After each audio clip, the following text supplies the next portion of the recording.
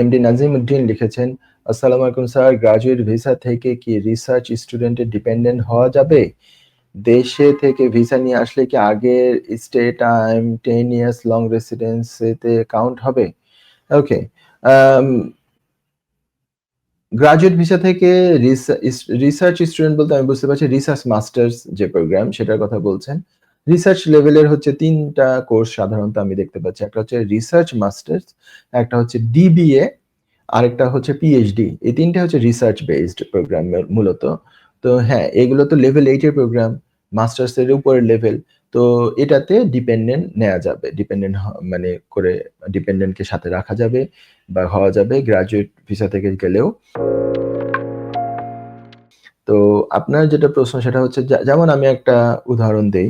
ধরে নেন আপনার ভিসা শেষ হয়ে যাচ্ছে। আপনি বলতেছেন দেশে গিয়ে ভিসা নিয়ে আসলে 10 ইয়ার্স এর টাইমে 10 ইয়ার্স লং রেসিডেন্স এ এটা কাউন্ট হবে কিনা? এখানে একটা সূক্ষ্ম ব্যাপার আছে। সেটা কি? আম এক্সাম্পল দিয়ে বোঝাই। ধরে নেন আপনার ভিসা শেষ হয়ে যাচ্ছে অগাস্ট মাসের ২০ তারিখে ২০২৬। আপনি একটা ইউনিভার্সিটিতে রিসার্চ মাস্টার্সে ভর্তি হওয়ার জন্য সিলেক্টেড হয়েছেন, তারা অ্যাকসেপ্ট করেছে আপনাকে, আপনাকে তারা কাজ দিবে।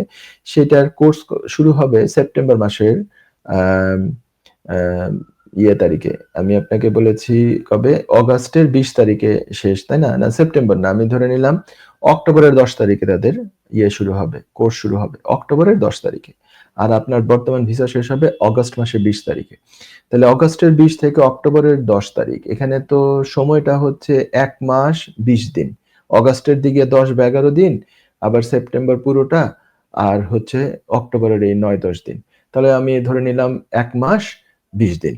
কিন্তু রুল একটা আছে যে ইন কান্ট্রি থেকে আপনি যদি স্টুডেন্ট ভিসার অ্যাপ্লিকেশন করেন, তাহলে ভিসা অ্যাপ্লিকেশনের ডেট থেকে কোর্স স্টার্ট ডেট এই সময়ের যে একটা গ্যাপ, এই টাইমটা ২৮ দিনের বেশি হতে পারবে না, মানে গ্যাপ। মানে কোর্স স্টার্ট হওয়ার ২৮ দিনের চেয়ে বেশি আগে আপনি স্টুডেন্ট ভিসার জন্য ইন কান্ট্রিতে অ্যাপ্লিকেশনই করতে পারবেন না, করলে এটা রিফিউজ হবে। তাহলে এখানে তো ১ মাস ২০ দিনের সময় ভিসা দিক দিয়ে শেষ হয়ে যাচ্ছে অগাস্ট মাসের আপনার এই তারিখে, ২০ তারিখে। তাহলে আপনার তো গ্যাপ হয়ে গেল ১ মাস ২০ দিন। আপনি এখন কি করবেন? আপনি কি মানে ইউনিভার্সিটি আপনাকে বলেছে যে ইন কান্ট্রিতে যদি আপনি অ্যাপ্লিকেশন করেন আপনাকে আমরা কাজই দিব না। আপনি যদি দেশে গিয়ে অ্যাপ্লিকেশন করে আসেন তাহলে আপনাকে আমরা কাজ দিতে পারি। দিব। এটা ইউনিভার্সিটি বলল আপনাকে। তো আপনি যেটা করতে হবে, দেশে গিয়ে আপনি অ্যাপ্লিকেশন করতে পারেন আসলে। কিভাবে? দেশে আপনার যেতে হবে ভিসা শেষ হওয়ার আগে। অগাস্টের ধরে নিন ২০ তারিখে ভিসা শেষ, আপনি ধরে নিন অগাস্টের ১৫ তারিখে চলে গিয়েছেন। গিয়ে আপনার হয়তো মেডিকেল করাতে হয়েছে, হ্যাঁ?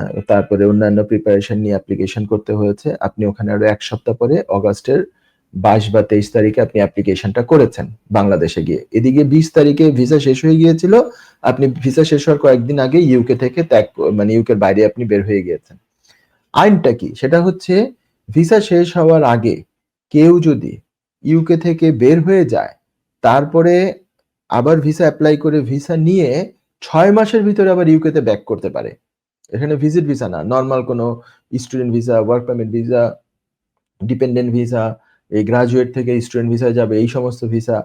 এইগুলা যদি হয় যে উনি ভিসা শেষ হওয়ার আগে ইউকে থেকে বের হয়েছেন। পরবর্তী ৬ মাসের মধ্যে আবার নতুন ভিসা নিয়ে ইউকেতে ঢুকে গিয়েছেন। ৬ মাসের ভিতরে হতে হবে। তাহলে ওনার আগের টাইমটা কন্টিনিউয়েশন চলতে থাকবে। আগের টাইমটা কাউন্ট হবে। আপনার প্রশ্নের এই দিকটা আমার পছন্দ হয়েছে। এইজন্য এই প্রশ্নটা আমি চাই যে উত্তর দিতে। সেটা হচ্ছে যে আগের টাইমটা কিভাবে কাউন্ট করানো যায়? অন টাইমে বের হতে হবে আমাকে। বের হয়ে একটু চ্যালেঞ্জিং যে আমাকে ভিসা যে এপ্লাই করবে এটা সাকসেসফুল হতে হবে। সাকসেসফুল হয়ে আমাকে পরবর্তী এই ৬ মাসের মধ্যে অবশ্যই আসতে হবে। তো আপনার সিনারিও এই ধরনের যেটা উদাহরণ দিচ্ছিলাম, আমি অগাস্টের ১৫ তারিখে বের হয়ে গিয়েছি, অগাস্টের ২২ তারিখে নতুন স্টুডেন্ট ভিসা এপ্লাই করেছি, আমার ভিসা হয়েছে সেপ্টেম্বরের ১০ তারিখে, আমি সেপ্টেম্বরের ৩০ তারিখে ইউকেতে আবার চলে এসেছি, অক্টোবরের ১০ তারিখে আমার ক্লাস শুরু। আলহামদুলিল্লাহ, সরি, এক্সকিউজ মি। তো এই অবস্থায় আমার গ্যাপ তো ৬ মাসের বেশি হয় নাই, ১ মাস সামথিং হয়েছে। আমি এইটা আমার মানে কন্টিনিউয়েশন ব্রেক হয় নাই। আমার আগের টাইমটা কাউন্টিং চলতে থাকবে। তো 10 ইয়ার্স লফুল রেসিডেন্সে এটা কাউন্ট হবে। তো এই যে সিনারিও বললাম, এই সিনারিওতে এটা কাউন্ট হবে দেশ থেকে এপ্লাই করে আসলেও। কিন্তু চ্যালেঞ্জ হচ্ছে দেশে গিয়ে কিন্তু ভিসাটা হতে হবে। দেশে গিয়ে কোনো কারণবশত যাতে আবার ভিসা মিস না হয়ে যায়। দেশে গিয়ে একটা ইন্টারভিউ স্টুডেন্ট ভিসা এপ্লাই করবেন, ইন্টারভিউ তো নিতে পারে। ইন্টারভিউ নিয়ে যদি রিফিউজ করে ওটা তো ওদের একটা অনেক সময় মর্জি তাদের। ইন্টারভিউ নিয়ে ভালো ইন্টারভিউ দিয়েছে, তারপরেও কোনো একটা ছোট্ট ব্যাপারে সিলি একটা রিজন দিয়ে রিফিউজ করে। তো আমি এনকারেজ করছি না কিংবা করছি এরকম কোনটাই না। আপনাকে বুঝতে হবে যে আ চান্সেস সাধারণত মানুষ এটা ভিসা নিয়ে আসতে পারে। অধিকাংশ ক্ষেত্রেই কারণ আপনি গ্র্যাজুয়েট ভিসায় ছিলেন, সময় মতো চলে এসেছেন। এখানেই কিন্তু ক্রেডিবিলিটি আপনার। এখানেই আপনি প্রমাণ করেছেন যে আপনি ওভারস্টে হন নাই। আপনি খারাপ কোনো পন্থায় ইউকেতে থাকার চেষ্টা করেন নাই, যেটা হোম অফিস প্রেফার করে না। এই ধরনের পন্থায় চেষ্টা করেন নাই। আপনি ওদের আইন মেনে দেশে এসে আপনি এপ্লাই করেছেন। সচরাচর ভিসাগুলো হয়। ২-১ টা যদি ইন্টারভিউ হয়, আমার মনে হয় না সহজে ইন্টারভিউ হয় এগুলা। খুব কম চান্স থাকে ইন্টারভিউ হওয়ার। আশা করি আপনি প্রশ্নটা পেয়েছেন মিস্টার নাজিমুদ্দিন। যুক্তরাজ্যের ভিজিটর ভিসা নিয়ে দুশ্চিন্তা? আপনার আত্মীয় বা বন্ধুর ইউকে ভিজিটর ভিসা রিফিউজড হয়েছে? আপনি কি জানেন হোম অফিসের এই সিদ্ধান্তের বিরুদ্ধে জুডিশিয়াল রিভিউ করা যেতে পারে? উইলডেন লিগ্যাল সলিসিটার্স নিয়ে এলো ইউকে ভিজিটর ভিসা রিফিউজালের বিরুদ্ধে নো উইন নো ফি বেসিসে জুডিশিয়াল রিভিউ করার ব্যবস্থা। জি, ঠিকই শুনেছেন, নো উইন নো ফি। তার মানে আপনি আমাদের ফি শুধুমাত্র তখনই পে করবেন যখন আমরা আপনার জুডিশিয়াল রিভিউতে সফলতা এনে দিতে পারবো। আমাদের রয়েছে দীর্ঘদিনের অভিজ্ঞতা সম্পন্ন দক্ষ ইমিগ্রেশন সলিসিটার্স, যারা সর্বোচ্চ গুরুত্ব সহকারে আপনার জুডিশিয়াল রিভিউ পরিচালনা করবে। বিস্তারিত তথ্যের জন্য যোগাযোগ করুন 0207 423 9977। Wilden legal solicitors, your trusted law firm.